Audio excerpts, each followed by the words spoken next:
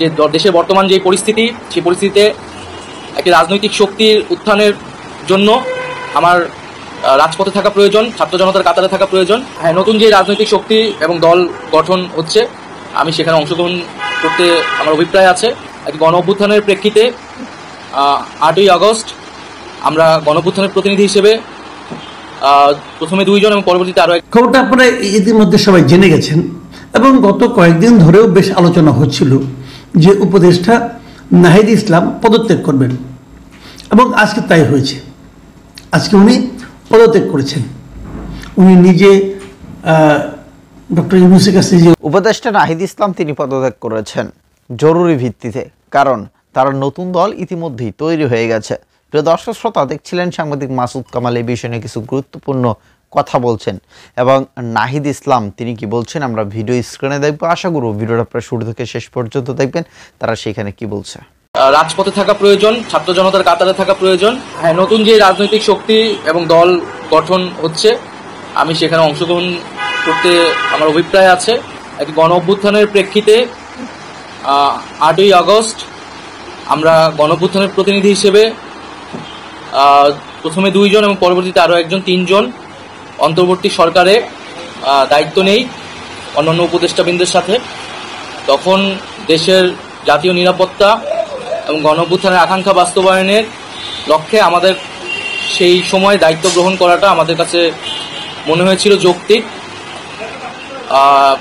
গত 6 সাড়ে 6 মাসের প্রেক্ষিতে সরকার কাজ করছে। হয়তো আমরা আশানুরূপ ফলাফল এখনও পাইনি, কিন্তু আমার কাছে মনে হয়েছে যে সরকারের একটা স্ট্যাবিলিটিতে সরকার এসেছে এবং ব্যক্তিগতভাবে সরকারের বাইরে যে দেশের বর্তমান যে পরিস্থিতি, সেই পরিস্থিতিতে একটি রাজনৈতিক শক্তির উত্থানের জন্য আমার রাজপথে থাকা প্রয়োজন, ছাত্র জনতার কাতারে থাকা প্রয়োজন এবং আমরা যে গণতান্ত্রিক পরিবর্তনের আকাঙ্ক্ষা করি, সেই আকাঙ্ক্ষার জন্য আমার যে গণ অভ্যুত্থানে যে ছাত্র জনতা অংশগ্রহণ করেছে সেই শক্তিকে সংহত করতে আমি মনে করেছি যে আমার সরকারের থেকে আমার সরকারের বাইরে রাজপথে আমার ভূমিকা বেশি হবে এবং আমার বাইরে যারা আমাদের সহযোদ্ধা রয়েছেন তারাও এটি চান এবং সেই প্রেক্ষিতে আমি মূলত আজকে পদত্যাগপত্র জমা দিয়েছি। তো গত 6 মাসে আমি আমার জায়গা থেকে চেষ্টা করেছি কাজ করে যাওয়ার। 2টি মন্ত্রণালয়ের বাইরেও অনেক অতিরিক্ত দায়িত্ব আমাদের পালন করতে হয়েছে। আমরা চেষ্টা করেছি এবং মন্ত্রণালয়গুলোতেও আমরা কিছু কাজ করেছি। সেই কাজের ফলাফল হয়তো সামনে জনগণ পাবে। 6 মাস খুবই কম সময়, তারপরও আমি হয়তো চেষ্টা করেছি আমার কাজ আর ফলাফল সেটা জনগণ মূল্যায়ন করবে। তো আজকে থেকে মূলত আমি সরকারের আর কোনো দায়িত্বে নেই। হ্যাঁ, নতুন যে রাজনৈতিক শক্তি এবং দল গঠন হচ্ছে, আমি সেখানে অংশগ্রহণ করতে আমার অভিপ্রায় আছে এবং জনগণের সাথে মিশে আবারও জনগণকে ঐক্যবদ্ধ করা এবং আমাদের যে গণ অভ্যুত্থান এর যে প্রতিশ্রুতি সেটা বাস্তবায়নে মাঠে থেকে কাজ করার লক্ষ্যে আমি সরকার থেকে পদত্যাগ করছি। এখানে সীমাবদ্ধতা ছিল, আমলাতান্ত্রিক জটিলতা ছিল। আমরা এসে এই ব্যুরোক্রেসিকে যেভাবে পেয়েছি, এখানে পুলিশ যে তার আত্মবিশ্বাসের ঘাটতি হয়েছে আন্দোলনের পরে এবং একই সাথে এখানে এই জুলাইয়ের যারা গণহত্যাকারী তাদেরকে গ্রেফতারের বিষয়টা, বিচারের বিষয়টা, সেই বিষয়ে আমাদের কিছু সীমাবদ্ধতা থাকা সত্ত্বেও আমরা কাজ করেছি। আমি জনপ্রশাসন কমিটির একটা দায়িত্বে 2 সপ্তাহের মতো ছিলাম। 2 সপ্তাহের মিটিংয়ে আমরা সিদ্ধান্ত নিয়েছি যে যারা, আমার কাছে মনে হয় যে একদম যে আপনি কোনো রকম গুরুত্ব দেবেন না তা হয় না। এটা একটা গুরুত্বপূর্ণ ঘটনাই বটে এবং আমাদের জন্য বেশ ইন্টারেস্টিং এই কারণে যে আমরা অনেক দিন পরে দেখলাম যে কোনো একজন মন্ত্রী পর্যায়ের ব্যক্তি স্বেচ্ছায় তার পদটা ছেড়ে দিলেন।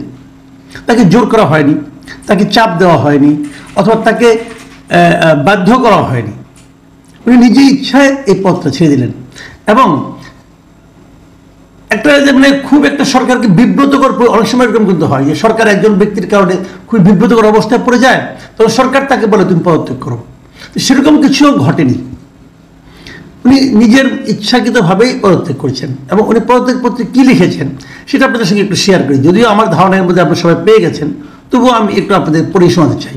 উনি সেখানে লিখেছেন প্রধান উপদেষ্টাকে লক্ষ্য করে এই বিষয় লিখেছেন যে অন্তর্বর্তী সরকারের উপদেষ্টা পদ থেকে পদত্যাগ। তারপর লিখেছেন আমার সশ্রদ্ধ সালাম গ্রহণ করুন। প্রথমে আমি জুলাই গণ অভ্যুত্থানের শহীদ ও আহত সহযোদ্ধাদের শ্রদ্ধাভরে স্মরণ করছি।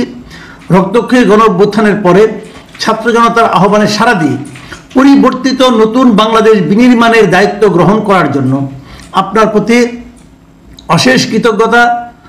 তার বৈষম্যহীন, ক্ষুধা ও দারিদ্র্যমুক্ত উন্নত বাংলাদেশ গড়তে আপনার নেতৃত্বে গঠিত উপদেষ্টা পরিষদে আমাকে সুযোগ দানের জন্য আপনাকে আন্তরিক ধন্যবাদ জ্ঞাপন করছি। গত 8 আগস্ট 2024 খ্রিস্টাব্দের তারিখে শপথ নেওয়া উপদেষ্টা পরিষদে আমি ডাক, টেলিযোগাযোগ ও তথ্য প্রযুক্তি মন্ত্রণালয় এবং তথ্য ও সম্প্রচার মন্ত্রণালয়ের দায়িত্ব পাই। মানে 3টা মন্ত্রণালয়ের দায়িত্ব উনি পেয়েছিলেন।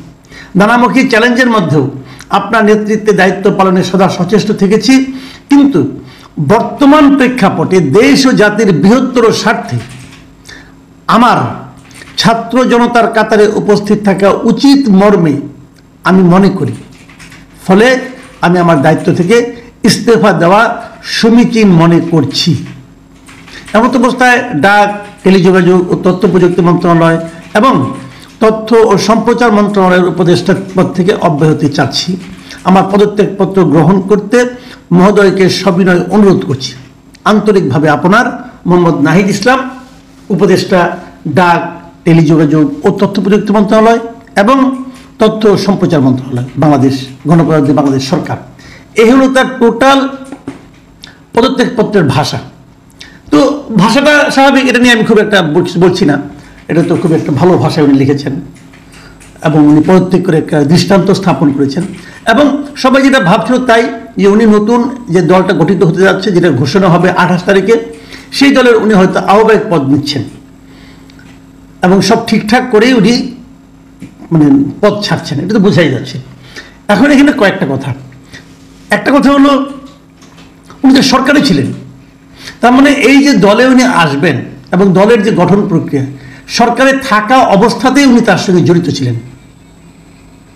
এই কথা কিন্তু মাথায় রাখবেন যে উনি সরকারে থাকা অবস্থাতেই এই দল গঠন নিয়ে আলোচনা করেছেন এবং দল গঠনের সিদ্ধান্ত চূড়ান্ত হওয়ার পর ওনার দলে ওনার অবস্থানটা চূড়ান্ত হওয়ার পরেই উনি ওখান থেকে পদত্যাগ করেছেন। কাজে যে সময়টা উনি এই মন্ত্রণালয়ের দায়িত্বে ছিলেন, সেই সময় উনি সরকারের বাইরে অন্য কোনো কাজ করেন নাই, অথবা ওনার এই সম্ভাব্য দলের কাজ করেন নাই, এটা মনে করা যাবে না। এটা 1 নম্বর কথা। দ্বিতীয় যে কথাটা হলো, সেটা হলো নতুন যে দলে উনি যাবেন, সেই দলের সঙ্গে সরকারের সম্পর্কটা কি হবে এবং এই দলটা কাদের নিয়ে গঠিত হচ্ছে, সেটা নিয়ে আমি আরেকটা ভিডিও হয়তো দলটা ঘোষণা হওয়ার পরে আমি আপনাদের সঙ্গে করব। এখন বরঞ্চ নাহিদ ইসলামের পদত্যাগের ঘটনাটা নিয়ে আলোচনা করি। পদত্যাগের ঘটনাটা টেলিভিশনে দেখলাম, বিভিন্ন পত্রপত্রিকায় দেখলাম, নিশ্চয়ই আপনাদের চোখ গিয়েছে যে এটা কিভাবে হলো। এবং প্রথম আলো দেখলাম, একটা রিপোর্টও করেছি। এই রিপোর্টটা আমার কাছে খুব ইন্টারেস্টিং মনে হয়েছে। তারা প্রথম আলো এই রিপোর্টে বলেছে যে নাহিদ ইসলাম ওখান থেকে বেরিয়ে গেছেন, যে পদত্যাগের পর পতাকা ছাড়া গাড়িতে চড়ে ফিরলেন নাহিদ ইসলাম। মানে এই নিউজটা করে তারা কি বুঝালেন বুঝতে পারলাম না। ভিডিও করেছে, আর কিছু না, কোনো কথাবার্তা কোনো কিছু নাই। একটা কালো গাড়িতে করে উনি বেরিয়ে গেলেন। মানে উনি পতাকা ছাড়া গাড়িতে ফিরেছেন, এটা কি বিশাল কোনো ঘটনা? কারণ উনি তো পদত্যাগ করার পর আর উপদেষ্টা নাই, তো উনি তো বেরিয়েই যাবেন। তখন ওনার গাড়িতে পতাকা থাকবে কেন? থাকার তো কোনো সুযোগও নাই। যদি এমন হতো যে উনি যমুনার থেকে হেঁটে বেরিয়ে যাচ্ছেন, তাহলে আমি বুঝতে পারতাম যে একটা নিউজ হওয়ার মতো বিষয়। উনি তো সরকার গাড়িতে বেরিয়ে গেছেন, খালি পতাকাটা নাই, আর তো কিছু না। তাহলে এটার মধ্যে এটা নিউজ করার কি আছে? কিছু কিছু মিডিয়া না, আমি দেখতে পাচ্ছি যে এই সমস্ত লোকদেরকে, স্টুডেন্ট লিডারদেরকে মানে তুলতে কোথায় নিয়ে যে তুলতে চাচ্ছে, এটি আমি বুঝি না ভাই। এখানে বাহাদুরি কিছু, এখানে উদারতার কিচ্ছু নাই, যে উনি চলে গেছেন একটা গাড়িতে করে, এই পর্যন্ত ঠিক আছে। আচ্ছা, গাড়ি ত্যাগ করেছেন, কিন্তু আমি একটা জিনিস বুঝলাম না, পদত্যাগের পর উনি যে সাংবাদিকদের সঙ্গে কথা বললেন, সেই ছবিটা আপনারা দেখেছেন। উনি যখন কথা বলছেন তখন কিন্তু উনি আর উপদেষ্টা নন, তখন উনি আবার আপনার মতো যে কোনো একজন মানুষ।